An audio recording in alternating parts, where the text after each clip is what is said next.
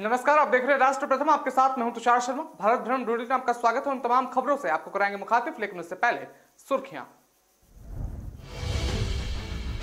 2008 से मोरबी पुल का रखरखाव कर रही थी ऑरेवा कंपनी। ताजा कॉन्ट्रैक्ट में दिया गया था पूरा चार्ज।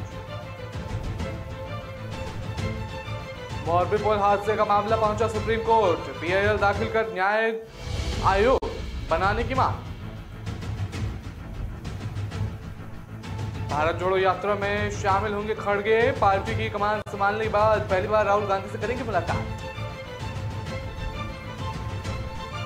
कानपुर के पास पूर्वा एक्सप्रेस को डिरेल करने की साजिश विफल। इस स्टेशन के पास से हुई घटना, जांच में जुटी पुलिस। गुजरात हादसे पर ललन सिंह ने पीएम मोदी को याद दिलाई। बंगाल वाली बात शेयर किया ट्विटर अकाउंट के जरिए वीडियो। अब खबरें जानेंगे विस्तार से। आपको बता दें कि गुजरात के मोरबी में रविवार को हुए केबल पुल हादसे को लेकर पुलिस ने अरवा कंपनी को 2 प्रबंधकों को हिरासत में लिया है। यह कंपनी पुल के प्रबंधक और रखरखाव का काम देख रही थी। इसके लिए मोरबी नगर पालिका ने कंपनी के साथ करार किया हुआ था, यानी कि एमओयू इसे बोलते हैं। जानकारी के लिए आपको बता दें, 2008 से ऑरेवा कंपनी मोरबी के इस पुल की देखरेख कर रही थी। और बता दें कि मोरबी नगर पालिका ने ऑरेवा ग्रुप की ही एक प्रमुख company Ajanta manufacturing private limited के साथ 15 वर्षों की अवधि के लिए एक ताजा करार किया हुआ था, जिसमें केबल पुल का संचालन, रखरखाव, सुरक्षा, साफ सफाई और टिकट बिक्री समेत पुल के प्रबंधक की पूरी जिम्मेदारी दी गई थी। यहां तक कि कर्मचारियों की तैनाती भी कंपनी के जिम्मे थी। और करार में कहा गया था कि केवल 2027-28 के बाद 2 रुपए की दर से हर साल टिकट दरों में वृद्धि की अनुमति दी जाएगी। वर्तमान में वयस्क टिकट का मूल्य 15 रुपए है और इस साल 7 मार्च को समझौते पर हस्ताक्षर करने के बाद 765 फुट लंबे इस पुल की मरम्मत का काम ऑरेवा कंपनी ने शुरू किया हुआ था। इस दौरान कई महीनों के लिए पुल जनता के लिए बंद कर दिया गया था और मोरबी नगर पालिका के मुख्य अधिकारी संदीप सिंह ज्वाला के मुताबिक पुल को फिटनेस प्रमाण पत्र नहीं दिया गया था, क्योंकि इसका सुरक्षा ऑडिट होना बाकी था। और उन्होंने बताया कि ऑरेवा ग्रुप ने नगर पालिका को सूचना नहीं दी कि 26 अक्टूबर को पुल को फिर से एक बार खोलने जा रही है। फिटनेस प्रमाण पत्र के बगैर पुल खोले जाने पर नगर पालिका ने कंपनी को कारण बताओ नोटिस या जनता के प्रवेश पर प्रतिबंधित संबंधी आदेश क्यों नहीं दिया। ये पूछे जाने पर ज्वाला ने कहा कि हमारे पास समय नहीं था। अभी 2 दिन पहले की बात है कि हमारे पास ऐसी कार्रवाई करने का कोई मौका नहीं था। और बीजेपी शासित नगर पालिका की अध्यक्ष कुसुम परमार ने बताया कि हमने पुल को पूरी तरह से ऑरेवा को सौंप दिया था और इसलिए आगंतुकों की सुरक्षा सुनिश्चित करना उनकी जिम्मेदारी थी। उन्होंने पुल की देखरेख करने और इसे संचालित करने के समझौते के लिए हमसे संपर्क किया था।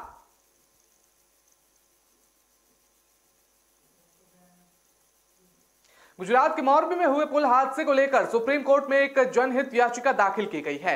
याचिका में घटना की जांच के लिए राज्य सरकार को न्यायिक आयोग बनाने का निर्देश देने की मांग की गई है। साथ ही याचिका में देश की धरोहर इमारतों के लोगों के लिए सुरक्षित होने का आकलन करने की मांग की गई है। ऐसे मामलों को देखने के लिए हर राज्य में विशेष विभाग बनाने की मांग भी की गई है।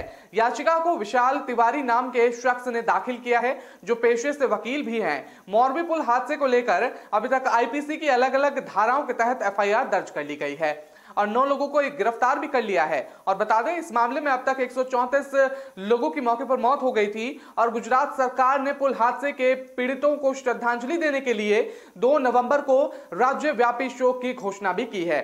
बता दें कि जिस वक्त यह हादसा हुआ उस समय प्रधानमंत्री नरेंद्र मोदी गुजरात दौरे पर ही थे और उनके कई कार्यक्रम वहां पर रद्द भी किए गए। और इस हादसे के बाद एक समीक्षा बैठक भी की गई, जिसकी अध्यक्षता पीएम मोदी ने ही की और इस बैठक में 2 नवंबर को राज्यव्यापी शोक घोषित करने का फैसला लिया गया। और इस बात की जानकारी गुजरात के मुख्यमंत्री भूपेंद्र पटेल ने दी है और राज्य में राष्ट्रीय ध्वज आधा झुका रहेगा और कोई आधिकारिक कार्यक्रम भी नहीं किया जाएगा। इस पुल का प्रबंधन करने वाले Sabarmati river front development corporation limited ने एक बयान में कहा कि पुल लगभग 12,000 व्यक्तियों के वजन से सहन करने में सक्षम है, लेकिन अहमदाबाद नगर निगम ने मोरबी पुल त्रासदी को देखते हुए अटल पुत्र पर विजिटरों की संख्या को समिति करने का निर्णय लिया। और बता दें कि बयान में कहा गया है कि एहतियात के तौर पर हमने अटल पुल पर आगंतुकों की संख्या को सीमित करने का फैसला किया गया। अब हर घंटे केवल 3000 आगंतुकों के प्रवेश दिया जाएगा और प्रति घंटे 3000 से अधिक व्यक्तियों को पुल पर खड़े होने की अनुमति नहीं दी जाएगी और बाकी को रिवर फ्रंट पर अपनी बारी का इंतजार करने को कहा जाएगा।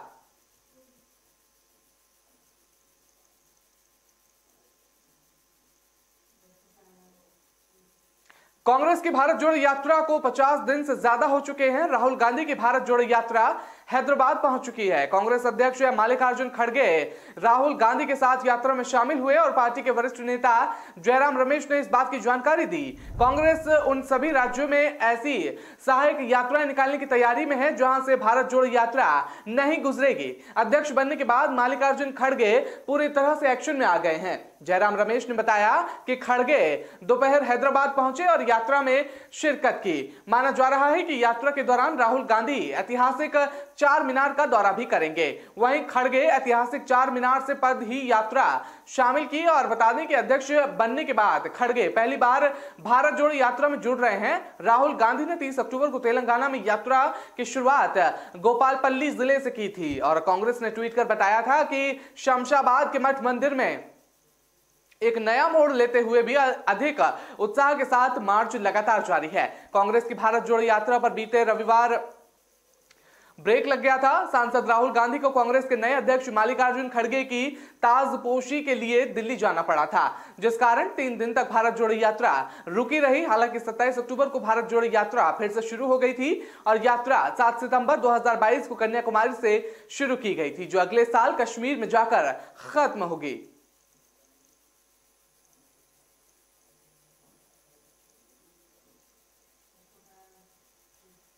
उत्तर प्रदेश स्थित कानपुर में पूर्वा एक्सप्रेस को पलटाने की साजिश विफल हो गई है। दरअसल पूर्वा एक्सप्रेस हावड़ा से पटना और पंडित दीनदयाल उपाध्याय जंक्शन के रास्ते दिल्ली आ रही थी। तभी कानपुर स्थित चकेरी रेलवे स्टेशन के पास से यह मामला बताया जा रहा है। हावड़ा से दिल्ली आ रही पूर्वा एक्सप्रेस को कानपुर के चकेरी रेलवे स्टेशन के पास डिरेल करने की प्रयास किया गया। हालांकि ट्रेन को डिरेल करने का यह प्रयास विफल हो गया। माना जा रहा है कि शरारती तत्वों द्वारा कटीले तार वाला पत्थर का खंबा निकालकर ट्रैक पर रखा गया था, जिसके बाद ट्रेन का इंजन पत्थर से टकरा गया। इस दौरान डिरेल करने के प्रयास को विफल कर बड़ा हादसा टाला गया। कानपुर के पास हुई इस घटना के बाद पूरा रेल अलर्ट मोड पर आ गया है। बता दें कि वहीं रेल पथ निरीक्षक ने चकेरी और आरपीएफ के सेंट्रल थाने में तहरीर दी है। वहीं निरीक्षक द्वारा मिली इस तहरीर के बाद रेलवे पुलिस के साथ आरपीएफ इस पूरी घटना की जांच में जुट गई है। वहीं जीआरपी ने इस त्रिस्तरीय जांच शुरू कर दी है। हालांकि बीते दिनों में कुछ बड़े रेल हादसे हुए हैं। इससे पहले फतेहपुर में रंवा स्टेशन यार्ड में मालगाड़ी डिरेल हो गई थी। तब से ये मालगाड़ी कानपुर से पंडित दीनदयाल उपाध्याय स्टेशन की ओर जा रही थी। तब डिरेल के बाद मालगाड़ी के 29 डिब्बे डिरेल हुए थे और इस घटना के बाद कई घाटों और दिल्ली हावड़ा बाधित रहा। और इसके बाद झारखंड स्थित धनबाद मंडल के कोडरमा और मानपुर रेलवे खंड के बीच गुरपा स्टेशन पर एक मालगाड़ी पटरी से उतर गई थी और कोयले से लदी मालगाड़ी के 53 डिब्बे पटरी से उतरे थे। और तब ये डिब्बे बेपटरी होने से 50 से ज्यादा वैगन पूरी तरह से क्षतिग्रस्त हो गए थे।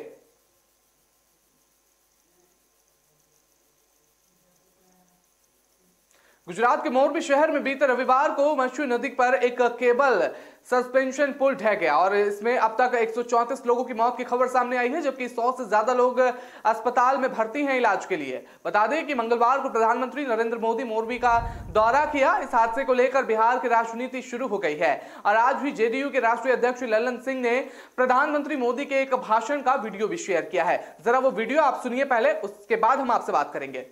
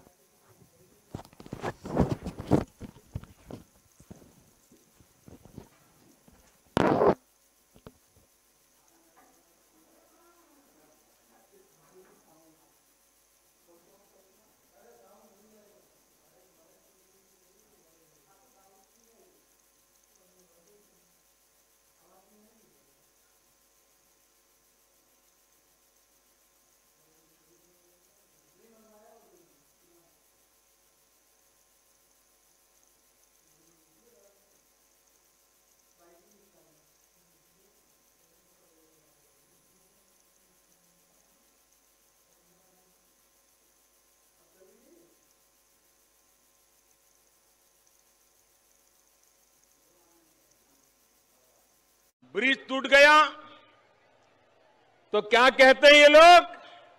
ये कहते हैं ये तो एक्ट ऑफ गॉड है। दीदी, ये एक्ट ऑफ गॉड नहीं, ये तो एक्ट ऑफ फ्रॉड है, फ्रॉड। ये एक्ट ऑफ फ्रॉड का परिणाम है। ये एक्ट ऑफ गॉड तो उस मात्रा में जरूर है क्योंकि चुनाव के दिनों में गिरा ताकि पता चले कि आपने कैसी सरकार चलाई है। इसलिए भगवान ने लोगों को संदेश दिया है कि आज ये ब्रिज टूटा, कल ये पूरा बंगाल ऐसे ही खत्म कर देगी, इसको बचाओ। ये भगवान ने संदेश भेजा है। तो देखा आपने किस तरह से ये वीडियो सामने आया है। आपको बता दें कि लल्लन सिंह ने ट्वीट कर पीएम मोदी के पुराने वीडियो को शेयर किया जिसमें प्रधानमंत्री भाषण दे रहे हैं। इस वीडियो को शेयर करते हुए लल्लन सिंह ने लिखा है कि गुजरात में चुनाव है और 2001 में सीएम रहे भाजपा नेता श्री नरेंद्र मोदी जी 2014 से देश के पीएम है और मोरबी की दुर्घटना से सभी भारतवासियों का मन व्यथित है। लेकिन आदरणीय मोदी जी बताएं कि WB में ये एक्ट ऑफ गॉड नहीं बल्कि एक्ट ऑफ फ्रॉड था। तो गुजरात में क्या हुआ, सीधे तौर पर ये सवाल खड़े करते हुए लल्लन सिंह नजर आए अपने ट्वीट के जरिए। तो फिलहाल वक्त तो चला एक छोटे से ब्रेक का, कहीं मत जाइए, देखते रहिएगा राष्ट्र प्रथम।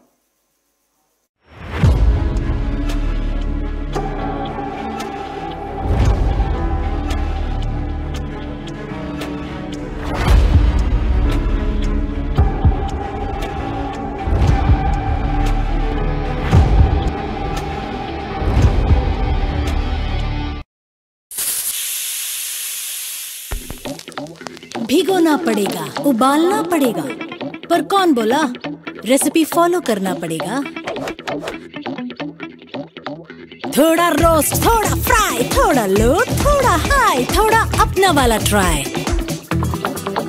मेरा ट्विस्ट, मेरा टेस्ट, मेरा ट्विस्ट। वंडर मसालों की रेंज है तैयार जिन्हें है आपके ट्विस्ट का इंतजार। अमृतसरी छोले, मेरे वाले छोले। वंडर मसाला, मेरा ट्विस्ट, मेरा टेस्ट।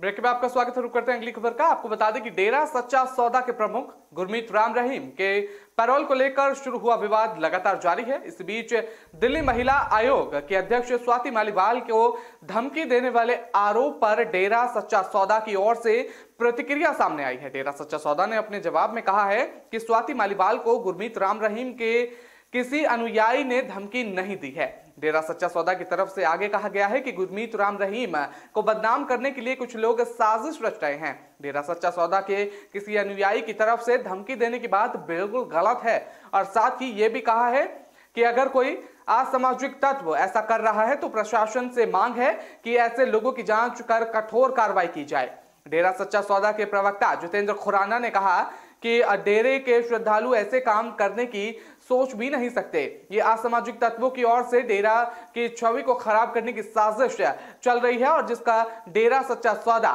घोर निंदा करता है। और इससे पहले दिल्ली महिला आयोग के अध्यक्ष स्वाति मालीवाल ने दावा किया था कि गुरमीत राम रहीम के पैरोल का विरोध करने पर डेरा के अनुयायियों ने धमकी दी है। साथ ही स्वाति मालीवाल ने इसे लेकर ट्विटर पर कुछ मैसेज भी शेयर किए थे और स्वाति मालीवाल ने ट्वीट कर कहा था कि जब से राम रहीम के खिलाफ आवाज उठाई है उसके अनुयायी कह रहे हैं कि बाबा से बचकर रही हो और मेरा जवाब सुन लो, मेरी रक्षा भगवान करेगा। ऐसी धमकियों से वो नहीं डरती, सच की आवाज उठाती हैं और हिम्मत है तो सामने से आकर गोली मारो। तो सीधे तौर पर स्वाति मालीवाल ने अपने ट्वीट के जरिए ये तमाम बातें शेयर की हैं।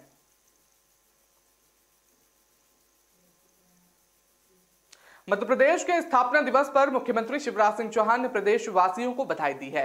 उन्होंने अपने आधिकारिक ट्विटर अकाउंट के जरिए लिखा है कि वो कामना करते हैं कि राज्य प्रगति और उन्नति की नई ऊंचाइयों को छुआ है और सभी मिलकर एमपी की सफलता के लिए काम करें। वहीं सीएम शिवराज ने यह भी बताया है कि देश की 5 ट्रिलियन की इकोनॉमी में $550 बिलियन का योगदान मध्य प्रदेश का रहेगा।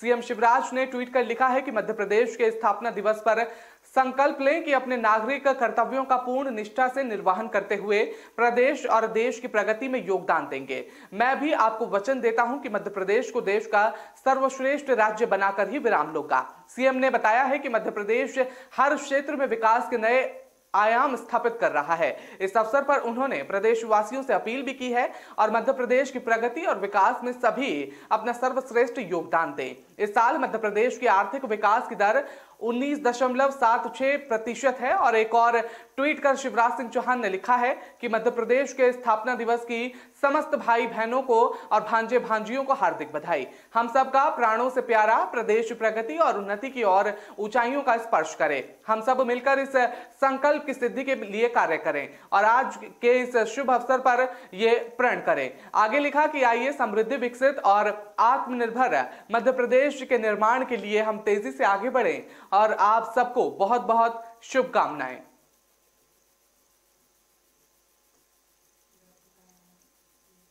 हरियाणा के गुरुग्राम के एक गांव में घर के सेप्टिक टैंक की सफाई के दौरान दम घुटने से 2 लोगों की मौके पर मौत हो गई है। इसमें से एक सफाई कर्मचारी था, वहीं अन्य व्यक्ति भी मौत हो गई है उसकी, और पुलिस ने इसकी जानकारी दी है। पुलिस के एक वरिष्ठ अधिकारी ने बताया है कि दोनों लोग सेप्टिक टैंक में सफाई करने के लिए बिना किसी सुरक्षा उपकरण के घुसे हुए थे। जहरीली गैस के कारण उनका दम घुटने लगा और वो बेहोश हो गए। पुलिस के अधिकारी ने बताया कि दोनों को टैंक से बाहर निकालने के बाद अस्पताल ले जाया गया, जहां चिकित्सकों ने उन्हें मृत घोषित कर दिया।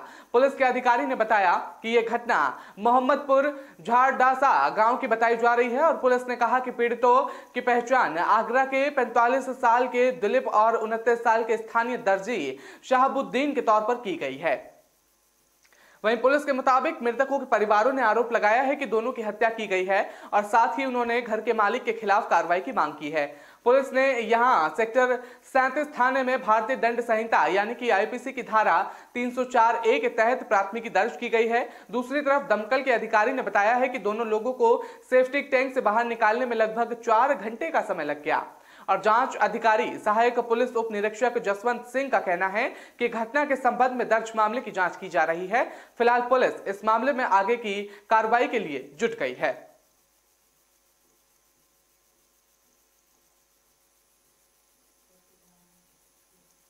Festive special train 02106 Gorakhpur LTT train के 10 घंटे देरी से पहुंचने के कारण यात्रियों में भारी आक्रोश देखने को मिला। त्योहार मनाकर वापस मुंबई लौट रहे सैकड़ों यात्रियों ने कहा कि लोकमान्य तिलक टर्मिनस की ओर से जाने वाली ट्रेन शनिवार आधी रात के करीब ठाणे स्टेशन पर अपनी निर्धारित समय से लगभग 10 घंटे देरी से पहुंची। वहीं इस ट्रेन को ठाणे स्टेशन पर रोक दिया गया। इससे यात्रियों को परेशानी का सामना करना पड़ा। यात्रियों ने सुविधा की कमी की शिकायत की और यह भी दुख जताया कि ट्रेन बहुत देर से चल रही थी। वहीं कुछ लोगों ने रेलवे प्रशासन और रेल मंत्रालय को उनके दुखद अनुभव के बारे में शिकायत करते हुए ट्वीट भी किया। वहीं कई बुजुर्ग लोग सहित नाराज यात्रियों ने सवाल किया कि स्थानीय रेलवे अधिकारी अचानक ट्रेन रोकने का निर्णय कैसे ले सकते हैं। इससे वो सब बीच सफर में फंस गए और वहीं मुंबई में रहने वाले और भारी सामान ले जाने वाले कई लोगों को अपने घर तक पहुंचने के लिए मुसीबत का सामना करना पड़ा। बता दें कि विद्या विहार निवासी अगोडी अडी मेलो ने कहा कि ट्रेन दोपहर 1:15 पर पहुंचने वाली थी, लेकिन ठाणे में रात 11:45 पर वो खड़ी हो गई और वो अपने परिवार के साथ यात्रा कर रहा था और हमें घर पहुंचाने के लिए एक लोकल ट्रेन लेनी पड़ी थी। और बता दें इसी बीच मध्य रेलवे के अधिकारी ने कहा कि ट्रेन निर्धारित समय से पीछे चल रही थी, जिसके कारण इसे गंतव्य स्टेशन से पहले समाप्त करना पड़ा। साथ ही सुनिश्चित करने के लिए यार्ड में ले जाया गया कि इसकी आगे की यात्रा का कार्यक्रम प्रभावित ना हो।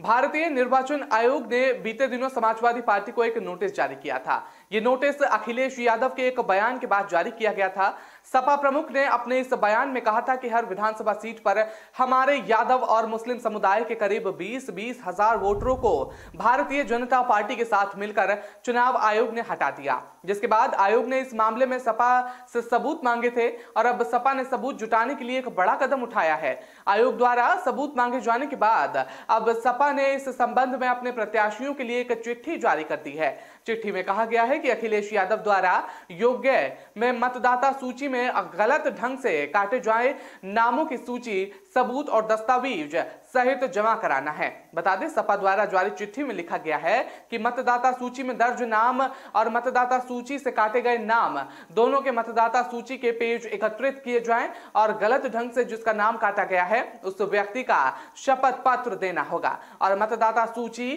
के नाम काटने की गई शिकायत की छाया प्रति और मतदाता सूची दस्तावेज सबूत सहित 3 नवंबर 2022 तक हर हाल में अनिवार्य रूप से प्रदेश कार्यालय में जमा करा दें।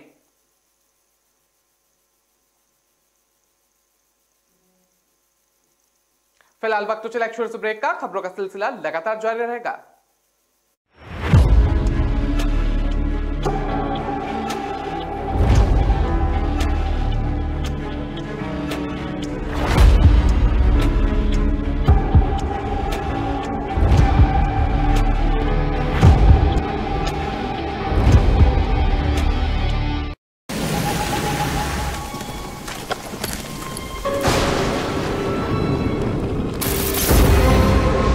कोई है?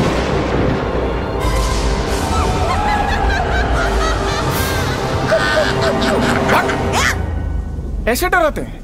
वही अरे लाइट्स ऑन ऑफ कौन करता है यार? कुछ नया करो, अनएक्सपेक्टेड करो, देखने में भी अच्छा लगेगा ना। एग्री। एक्सक्यूज मी, कुछ अनएक्सपेक्टेड देखना है? आपके Amazon शॉपिंग ऐप में है मिनी टीवी। यहाँ मिलेंगे अतरंगी शोज, वो भी free. Amazon mini TV, young जनता को यही मानता है ना, ये अद्भुत।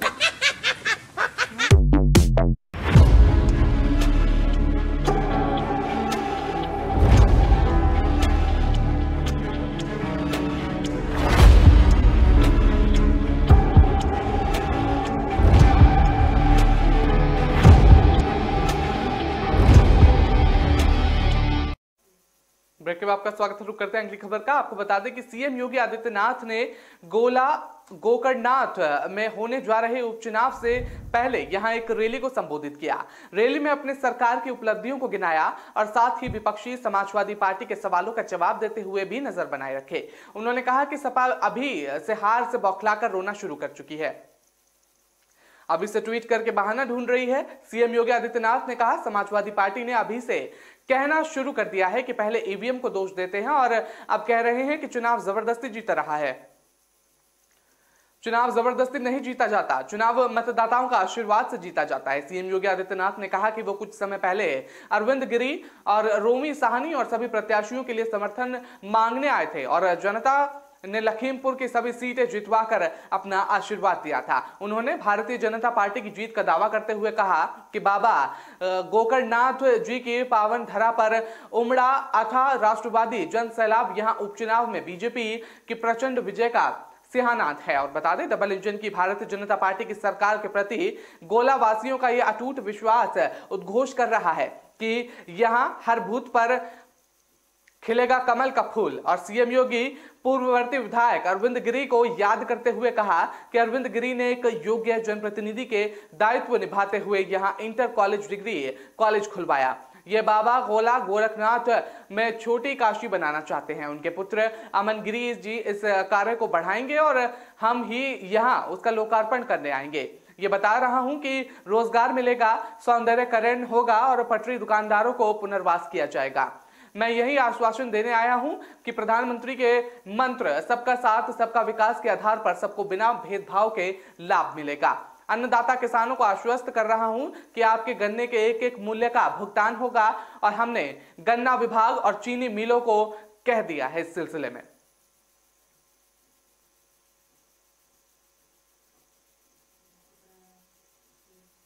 राजनीति के पिच पर अक्सर विरोधियों को मात देने वाले सीएम योगी आदित्यनाथ अब खेल के मैदान में भी करिश्मा दिखाने लगे हैं। इसका एक वीडियो भी सामने आया है जो जमकर और लगातार वायरल हो रहा है, जिसमें मुख्यमंत्री क्रिकेट के मैदान पर गजब की बल्लेबाजी करते हुए दिखाई दे रहे हैं। इस दौरान उन्होंने शानदार स्ट्रेट ड्राइव खेलते हुए देखा जा रहा है और सरदार पटेल की जयंती को राष्ट्रीय एकता दिवस के रूप में मनाया जा रहा है। इसी दौरान लखनऊ में एक कार्यक्रम का आयोजन किया गया जहां कार्यक्रम में सरदार पटेल राष्ट्रीय दिव्यांगत T20 क्रिकेट टूर्नामेंट का उद्घाटन किया गया। इस टूर्नामेंट का उद्घाटन सीएम योगी आदित्यनाथ ने किया और यहां क्रिकेट टूर्नामेंट के उद्घाटन के दौरान मैदान पर मुख्यमंत्री योगी आदित्यनाथ बल्लेबाजी करते हुए नजर आए। दरअसल इस टूर्नामेंट में दिव्यांगों के बीच उद्घाटन के दौरान सीएम योगी आदित्यनाथ भी हाथ में बल्ले लेकर क्रिकेट की पिच पर उतर गए और इस दौरान वहीं अधिकारी और खिलाड़ी भी मौजूद रहे और वहीं जैसे ही गेंद सीएम योगी की तरफ फेंकी गई तो उन्होंने जबरदस्त शॉट मार दिया उस गेंद पर और दिव्यांग खिलाड़ियों को क्रिकेट मैच के उद्घाटन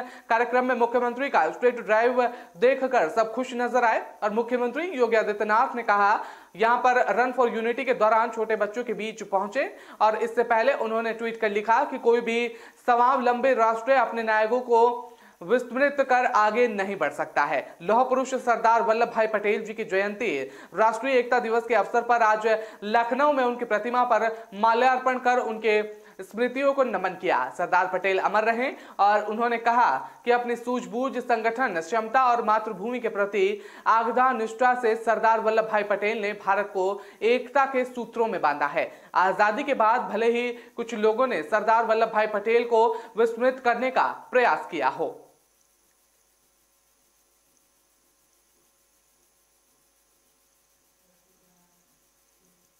झीलों की नगरी उदयपुर में पर्यटन का मौसम शुरू हो गया है। अब उदयपुर में जनवरी तक लगातार बड़ी संख्या में पर्यटकों का आना जाना लगा रहेगा। दीपावली के बाद से दिन में 10 से 20 हजार पर्यटक उदयपुर आ रहे हैं और ऐसे में एविएशन ने भी उदयपुर एयरपोर्ट का विंटर स्केड्यूल जारी कर दिया है। बता दें, शुरू हुए इस विंटर स्केड्यूल में 5 शहरों के लिए फ्लाइट ने उड़ान भरी। वहीं 15 नवंबर तक 3 शहरों के लिए और फ्लाइट मिल जाएगी, यानी 8 शहरों के लिए उदयपुर एयरपोर्ट से फ्लाइट उड़ान भरेंगी। ऐसे में यात्रियों को काफी सहूलियत मिल जाएगी। उदयपुर से 8 शहरों की कनेक्टिविटी हो जाएगी, जिसमें 24 फ्लाइट उड़ान भरेंगी। इसमें दिल्ली, जयपुर, हैदराबाद, कोलकाता, भोपाल, बेंगलुरु, अहमदाबाद और मुंबई के लिए फ्लाइट दी गई हैं। बता दें कि दिल्ली के लिए फ्लाइट ने उड़ान भरी, जिस वाटर कैनन सैल्यूट भी दिया गया और इसमें सबसे ज्यादा दिल्ली के लिए 9, मुंबई के लिए 7, जयपुर, बेंगलोर के लिए 2-2, हैदराबाद, भोपाल, अहमदाबाद, कोलकाता के लिए 1-1 फ्लाइट मिली है। भोपाल की फ्लाइट 1 नंबर से शुरू होगी, जो सप्ताह में 3 दिन मंगलवार, गुरुवार और शनिवार को चलेगी। हैदराबाद फ्लाइट 8 नंबर से रोज और जबकि कोलकाता की 15 नंबर से सप्ताह 2 और 6 दिसंबर से सप्ताह में 3 दिन उड़ेगी। और बता दें, उदयपुर में हर साल हजारों की संख्या में विदेशी पर्यटक आते हैं, लेकिन पिछले 2 साल से पर्यटक उदयपुर से पर्यटन में रुचि नहीं दिखा रहे हैं और इसलिए इस साल बड़ी संख्या में आना शुरू हो गए हैं और ऐसे में दिल्ली, मुंबई और जयपुर से कनेक्टिविटी बहुत ही ज्यादा जरूरी हो जाता है और इसी कारण दिल्ली के लिए 9 और मुंबई के लिए 7 फ्लाइट दी गई हैं। साथ ही जयपुर के लिए भी फ्लाइट दी गई है। यही नहीं, उदयपुर से जाने वाले यात्रियों को भी फायदा होगा इससे।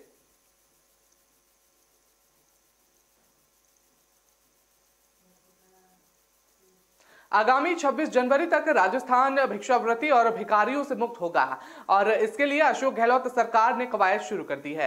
आने वाले 3 महीने में प्रदेश के सभी भिखारियों का पुनर्वास सुनिश्चित किया जाएगा। सरकार ने निर्देश दिए हैं कि भिखारियों को इंदिरा गांधी शहरी रोजगार गारंटी योजना में जॉब कार्ड बनवाकर रोजगार, इंदिरा रसोई से भोजन, कौशल विकास, रैन बसेरों में रहवास और पुनर्वास केंद्रों पर सम्मान पूर्वक जीने में संलग्न कर समाज की मुख्य धारा से जोड़ा जाए। इसके लिए मुख्य सचिव उषा शर्मा ने समस्त संभागीय आयुक्त और जिला कलेक्टरों को 26 जनवरी का लक्ष्य निर्धारित करने के निर्देश दिए हैं। सरकार की योजना के तहत जयपुर शहर समेत पूरे राजस्थान को भिक्षावृत्ति मुक्त बनाया जाएगा। इसके लिए व्यापक स्तर पर कार्य योजना तैयार की गई है। ट्रैफिक पुलिस और पुलिस प्रशासन की मदद से चौराहों, धार्मिक स्थलों और अन्य चिन्हित स्थानों से भिक्षावृत्ति से लिप्त व्यक्तियों को रेस्क्यू किया जा रहा है। उठाए गए भिखारियों को सामाजिक न्याय और अधिकारिता विभाग की ओर से संचालित पुनर्वास गृह में पुनर्वास कर चिन्हित किया जा रहा है। उन्हें पात्रता के अनुसार बाल गृह, नारी निकेतन, मानसिक विबंधित गृह, वृद्धाश्रम गृह आदि में भोजन और प्रशिक्षण में रुचि रखने वाले व्यक्तियों को RSLDC के माध्यम से प्रशिक्षण देकर रोजगार प्रदान किया जा रहा है। प्रदेश सरकार भिखारियों को रोजगार देने के लिए उन्हें प्रशिक्षित कर रही है और राजधानी जयपुर में सड़क पर भीख मांगने वाले 60 लोगों को 1 साल की ट्रेनिंग देने के बाद 5 अगस्त 2021 को रोजगार दिया गया था। उस वक्त राजस्थान कौशल और आजीविका विकास निगम यानी कि RSLDC के निर्देश नीरज थे और पवन थे। इन भिखारियों को पुलिस प्रशासन सड़क से रेस्क्यू कर रहा है और बता दें कि जिन्हें केंद्र पर कौशल विकास देने के बाद रोजगार दिया जाएगा। पराली जलाने से दिल्ली के पीएम 2.5 प्रदूषण में इसका योगदान बढ़ाकर 22% हो गया है। और बता दें कि राष्ट्रीय राजधानी में धुंध की परत छाई रही और वायु गुणवत्ता गंभीर श्रेणी में करीब पहुंच गई और दिल्ली का 24 घंटे का औसतन वायु गुणवत्ता सूचकांक 385 रहा, जो सोमवार को 392 था और बृहस्पतिवार को AQI 354 और बुधवार को 271, मंगलवार को 302 और सोमवार को 312 था। और 0 और 50 के बीच AQI को अच्छा माना जाता है। 51 से और 100 के बीच संतोषजनक, 101 से 200 के बीच मध्यम और 201 से 300 में खराब और 301 से 400 को बहुत खराब और 401 से 500 को गंभीर श्रेणी में माना जाता है। निजी मौसम पूर्वानुमान एजेंसी स्काईमेट वेदर के उपाध्यक्ष महेश पलावत ने कहा कि हवा की मंद गति ने प्रदूषकों को वातावरण में जमा होने दिया और मंगलवार की सुबह स्थिति गंभीर हो सकती है। और बता दें, उन्होंने कहा कि एक मजबूत पश्चिमी विक्षोभ के प्रभाव से 4 नवंबर से अभद्रता बढ़ सकती है और हवा की गति और कम हो सकती है, जिससे धुंध में और इजाफा हो सकता है। केंद्रीय पृथ्वी विज्ञान मंत्रालय के तहत आने वाली पूर्वानुमान एजेंसी वायु गुणवत्ता मौसम पूर्वानुमान अनुसंधान प्रणाली के अनुसार दिल्ली के 2.5 प्रदूषण में पराली जलाने का योगदान बढ़ाकर 22% हो गया। रविवार को यह 26% रहा और शनिवार को 21% रहा, जो इस साल अब तक का सर्वाधिक है। और पलावत ने कहा कि पराली जलाने से निकलने वाले धुएं के संरक्षण के लिए हवा की दशा और गति अनुकूल है।